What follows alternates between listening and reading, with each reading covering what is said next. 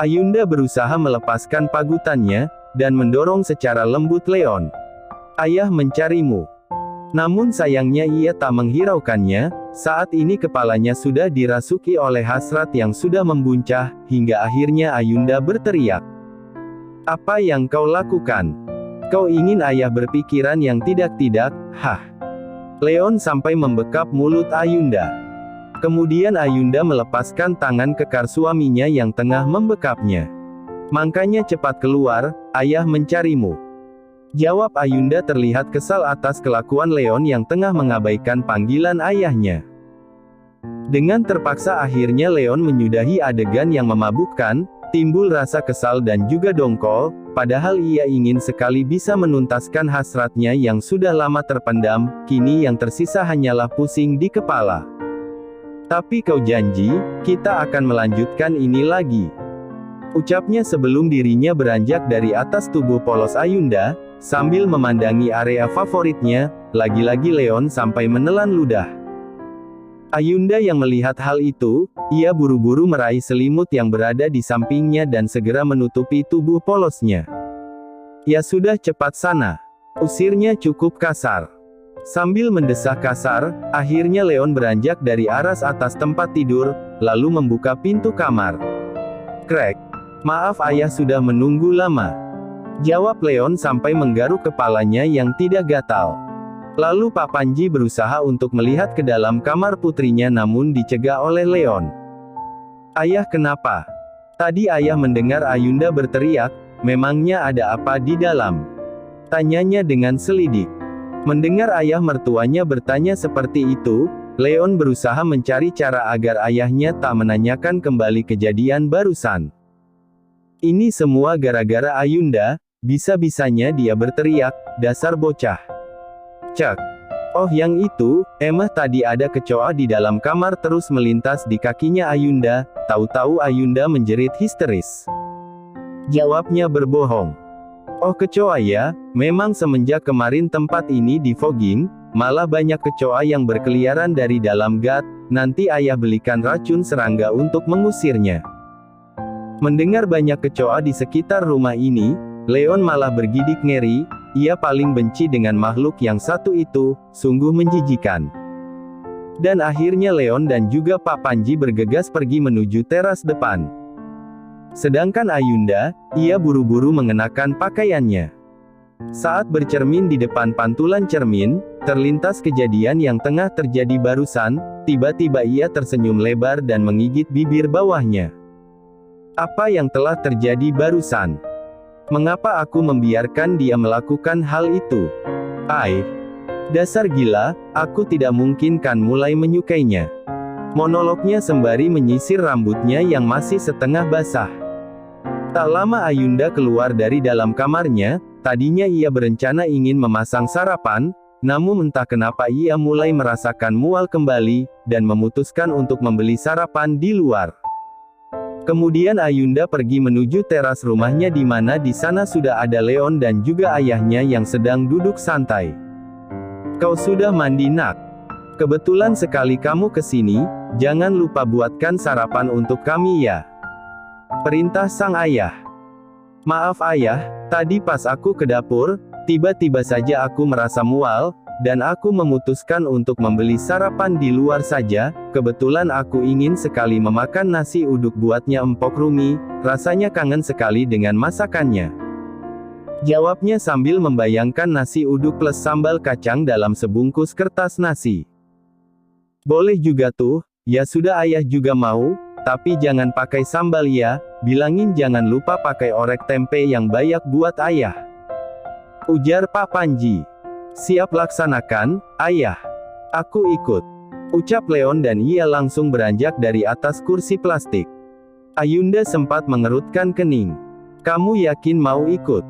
"Yakinlah, aku tidak akan pernah membiarkan kamu pergi seorang diri, nanti di jalan ada pria-pria aneh yang coba godain kamu," jawabnya sambil berkacak pinggang. Ayunda sempat menggeleng atas sikap suaminya yang posesif, sedangkan Pak Panji ia malah tersenyum bahagia karena merasa putrinya benar-benar telah dicintai dan dilindungi. Akhirnya Ayunda dan Leon jalan beriringan, Kemudian Leon menggenggam erat tangan sang istri. Ayunda sempat mengulum senyumnya, dan ia pun membiarkan suaminya melakukan hal itu padanya.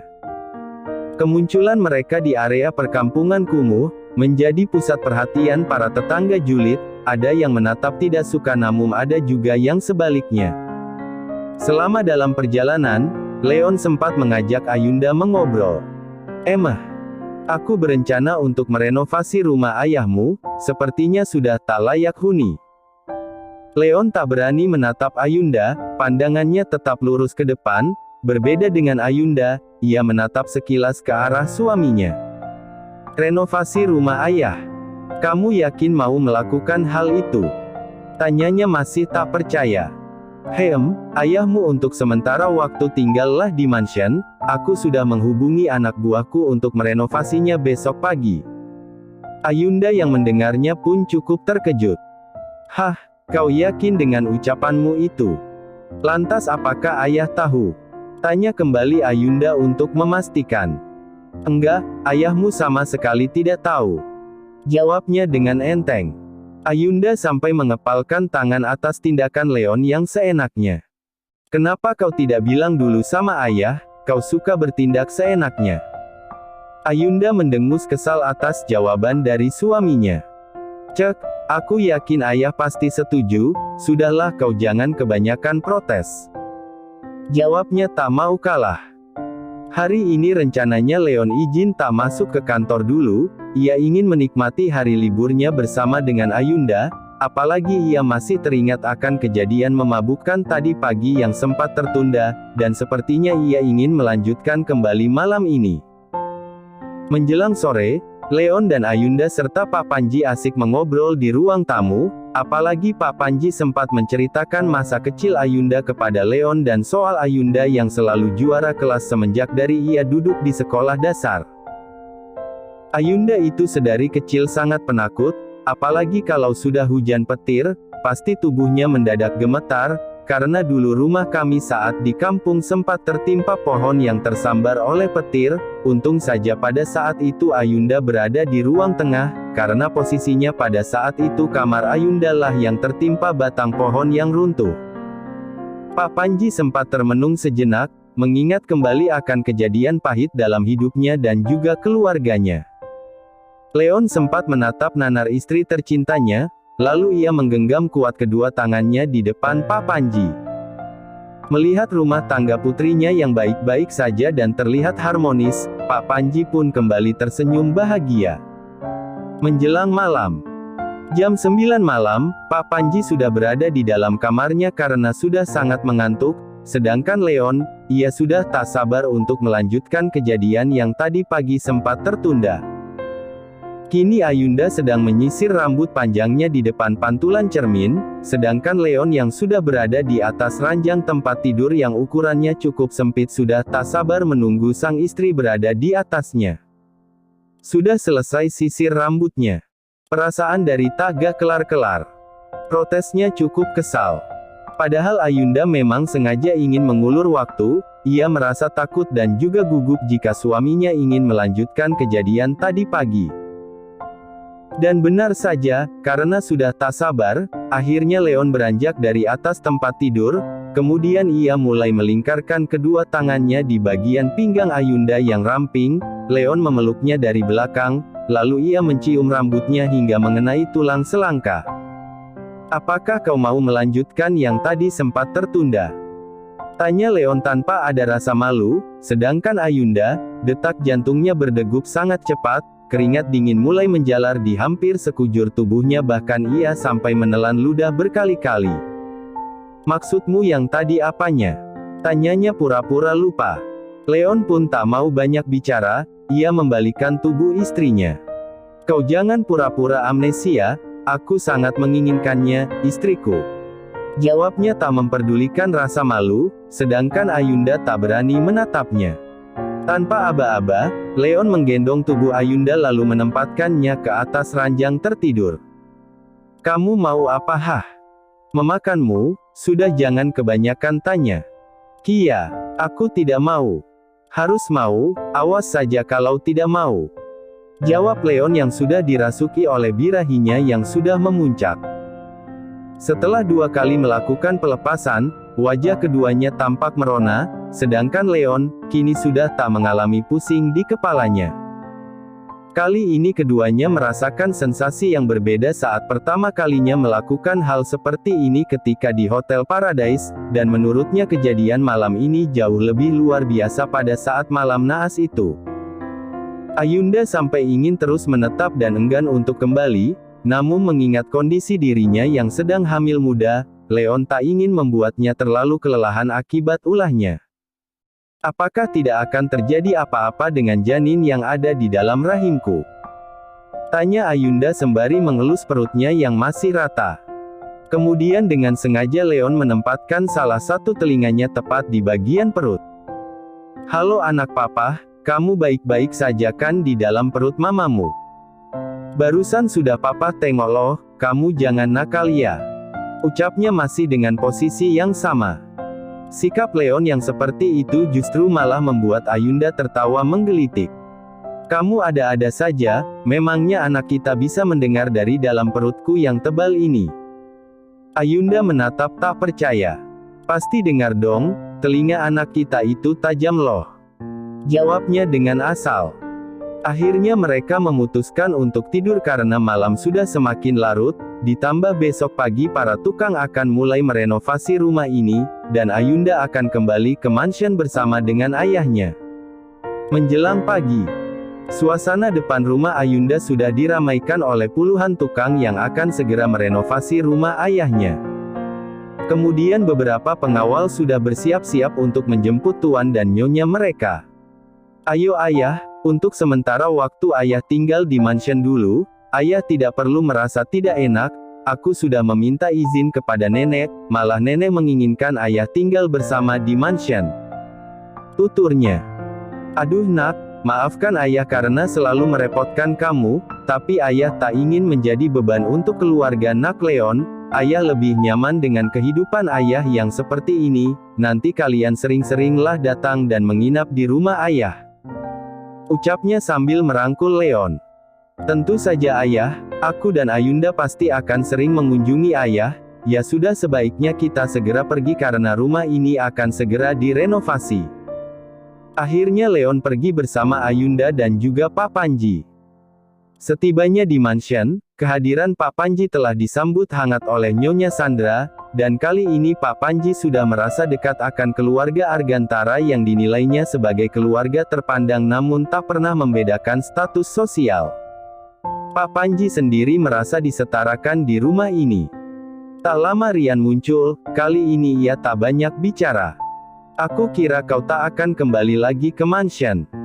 Sindirnya telah menyinggung Ayunda. Leon yang mendengar Rian berkata seperti itu, ia seolah tak terima. Hei, jaga ucapanmu itu Rian. Apa maksudmu berkata seperti itu terhadap istriku? Tanyanya kesal. Rian malah tersenyum menyeringai. Habisnya ngapain Tante Ayu pergi mengendap-endap dari mansion? Seperti seorang pencuri saja. Jadi kau tahu ketika Ayunda pergi dari mansion? Tanya Leon tak percaya atas apa yang dikatakan oleh keponakannya. Tahulah om, cuma aku gak keburu mencegahnya, Tante Ayu sudah ada di luar pintu pagar belakang, dan anehnya di sana sudah ada mobil jenis minibus menunggunya, apakah kau bekerja sama dengan pihak luar? Tuduhnya dengan sengaja. Ayunda merasa telah difitnah oleh Rian. Tidak, bukan seperti itu kejadiannya. Apa yang dikatakan oleh Rian tidak benar, suamiku. Ayunda mencoba membela diri dan meyakinkan suaminya. Beruntungnya saat ini Pak Panji sedang bersama Nyonya Sandra di taman belakang sambil menikmati teh dan mengobrol santai di sana. Kemudian Leon menatap dalam istrinya, ia ingin memastikan bahwa Ayunda berkata jujur dan tidak berbohong padanya. Ayunda, apakah kau tidak sedang berbohong padaku? Tanyanya ragu. Tante Ayu mana mungkin mau ngaku, om? Sambung kembali Rian. Ayunda yang mendengarnya pun seraya mengepalkan tangan, ia ingin sekali menamparkan wajah Rian, rasa cintanya dulu yang besar untuknya kini seolah sirna akibat sikap dan kelakuan Rian selama ini padanya yang sangat mengecewakan. Beruntungnya lambat laun Ayunda mulai bisa menerima kehadiran Leon di hatinya. Aku berani bersumpah, justru aku pun merasa aneh dan juga bingung, kenapa sudah ada mobil di sana. Si sopir bilang katanya aku yang sudah memesannya secara online, tapi aku sama sekali tidak pernah memesan itu, kumohon percayalah, suamiku. Ayunda sampai mengatupkan kedua tangannya, berharap suaminya lebih percaya akan penjelasannya ketimbang Rian. Tak kusangka mau begitu tega memfitnah aku dengan cara seperti ini, Rian. Jadi ini yang kau sebut ingin membalaskan dendam. Batinnya tak percaya. Akhirnya Leon memutuskan pergi ke kantor tanpa memberi jawaban bahwa dirinya percaya pada istrinya atau keponakannya. Sedangkan Ayunda, perasaannya menjadi sangat bimbang dan juga khawatir, jika suaminya tak percaya padanya. Perusahaan Jatayu Argantara. Rupanya di atas kursi kebesarannya, Leon terus memikirkan kejadian tadi pagi di mansion. Akhirnya ia meminta bantuan beberapa anak buahnya untuk menangani kasus ini. Ia sendiri belum bisa sepenuhnya mempercayai Ayunda, begitupun dengan Rian. Antara Ayunda dan Rian, siapakah di antara mereka yang benar? Jay, coba kau cek kamera CCTV di mansion, cari tahu kejadian saat istriku pergi dari rumah. Apakah betul ia pergi dengan seseorang dan orang tersebut telah membantu istriku kabur dari rumah? Pintanya dengan tegas. Siap laksanakan Tuan, Anda akan mendapatkan kabar 1 kali 24 jam mulai dari sekarang. Sebaiknya saat ini Tuan lebih fokus dengan pekerjaan, karena siang nanti kita akan menandatangani surat perjanjian kerjasama dengan perusahaan City Air. Tukasnya. Leon pun hampir saja lupa akan hal itu, beruntungnya Jay mengingatkannya. Berhubung Roy sedang cuti menikah selama 1 minggu ke depan, maka Jerry untuk sementara waktu akan menggantikan posisinya. Siang ini Ayunda mendapatkan kabar dadakan dari kampus untuk segera datang karena ada hal penting yang akan dibicarakan oleh Pak Robert selaku rektor kampus, sekalian ingin membahas mengenai kejadian yang tempo hari telah menimpanya. Tadinya Ayunda ingin meminta izin kepada Leon, namun akhirnya ia urungkan karena pikirnya pasti Leon masih marah padanya, dan ia pun memutuskan untuk meminta izin kepada ayahnya dan juga Nyonya Sandra. Setibanya di kampus, Ayunda dipersilahkan untuk segera menghadap Pak Robert. Ayunda tampak gugup dibuatnya. Tak lama Pak Robert datang sambil membawa beberapa formulir untuk segera diisi oleh Ayunda. Kebetulan sekali kamu sudah datang. Oh iya, saya lupa memberikan formulir ini untukmu. Tadinya mau saya titipkan kepada Rian, tapi hari ini Rian tidak masuk. Nanti tolong diisi ya. Setelah itu kau kumpulkan di hari Senin karena nanti dosen pembimbingmu yang akan menyimpan formulir ini. Tegasnya. Baik Pak, sebelumnya saya ucapkan terima kasih. Jawabnya sampai tertunduk. Kemudian ketika Pak Robert ingin membahas masalah kejadian saat ospek tempo hari, ia dikejutkan dengan kehadiran omnya yang cukup lama tak ia temui. Rupanya kau di sini, kebetulan sekali aku ingin memberitahumu kalau putriku Laura sudah membayar uang jaminan kepada pihak kampus. Kumohon padamu Robert, jangan perkarakan sepupumu ini, ia memang seperti itu sifatnya, jadi aku harap kau bisa memakluminya. Ucap si pria yang sepertinya sudah tidak asing di telinga Ayunda, kemudian Ayunda mencoba menoleh sejenak untuk memastikan pemilik suara tersebut. Dan benar saja, Ayunda sampai menutup mulut karena kaget atas apa yang sudah ia lihat. Ini tidaklah mungkin, kenapa pria itu bisa ada di sini? Batinnya terkejut tak percaya. Terima kasih sudah menonton, guys.